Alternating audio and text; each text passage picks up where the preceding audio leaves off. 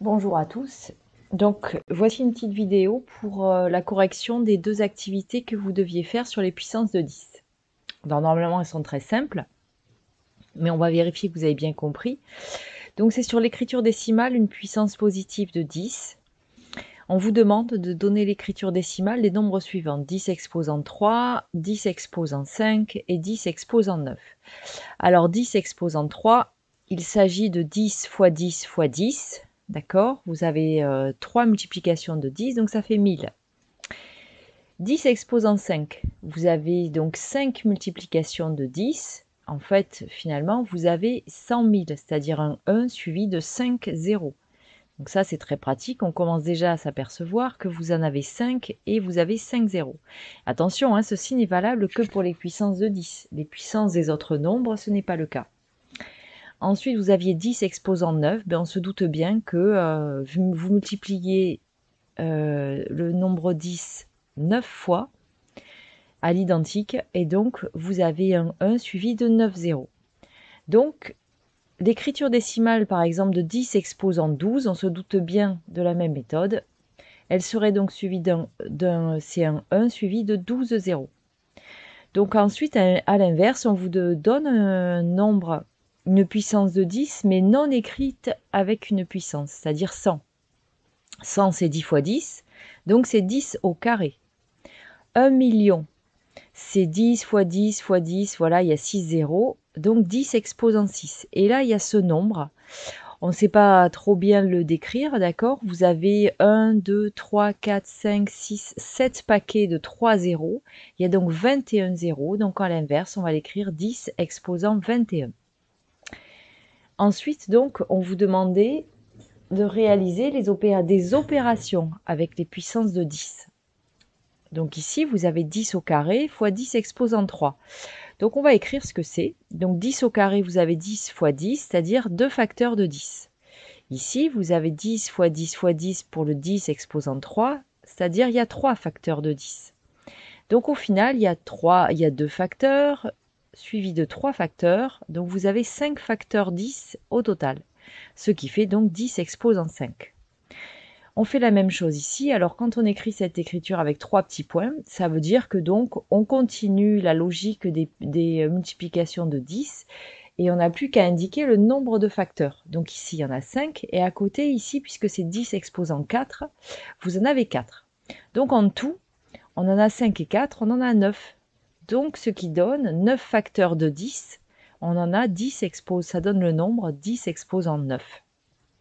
De la même manière, quand vous avez 10 exposant 5 fois 10 exposant 8, vous avez 5 facteurs 10 et 8 facteurs 10. Vous en avez donc au total 5 et 8, ce qui fait 10 exposant 13.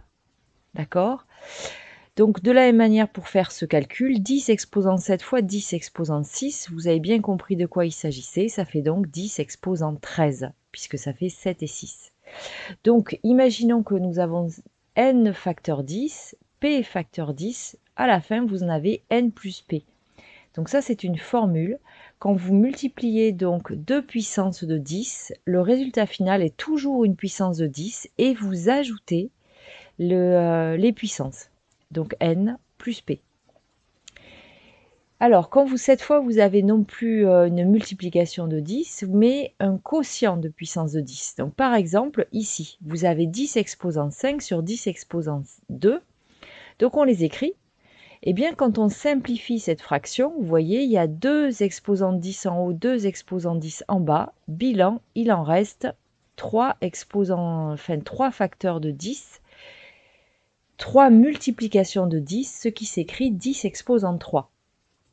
Si on fait la même chose ici, eh bien, il y a 5 facteurs 10 en bas qui vont se simplifier avec 5 facteurs de 10 en haut. Et bilan, il va nous en rester 10 au carré. D'accord? 7 moins 5. Voilà. Et ici, vous avez 3 multiplications de 10, 2 multiplications de 10 en bas. Donc, il y en a 2 qui se simplifient. Il va en rester une, c'est-à-dire 10 tout court. Donc à la fin, on peut compléter cette formule. Si vous avez n facteur 10 en haut, p facteur 10 de 10 en bas, à la fin, vous en avez n moins p. D'accord? Donc ensuite, dans les puissances de 10, on veut compter le nombre de facteurs 10 contenus dans l'écriture décomposée. Donc 10 au carré, le tout exposant 3. Déjà, quelle est la signification de ce calcul? Ça veut dire 10 au carré fois 10 au carré fois 10 au carré. D'accord? Vous avez 3 facteurs de 10 au carré. Ce qui veut dire, vous ajoutez, comme on l'a vu précédemment, vous en avez 2, plus 2, plus 2. Donc 2 plus 2 plus 2, ça fait 3 fois 2. C'est-à-dire, vous avez 6 facteurs 10. Voilà, et ça donne 10 exposant 6. Si on recommence avec 10 au cube, le tout exposant 5. Ça veut donc dire que ces facteurs de 10 exposant 3, vous l'avez 5 fois. Donc à la fin, quand, on a vu tout à l'heure qu'on ajoutait les exposants. Donc vous avez le nombre 3 qui s'additionne 5 fois. Donc à la fin, ça veut dire que vous avez 5 fois 3 égale 15 multiplication de 10. 15 facteurs 10.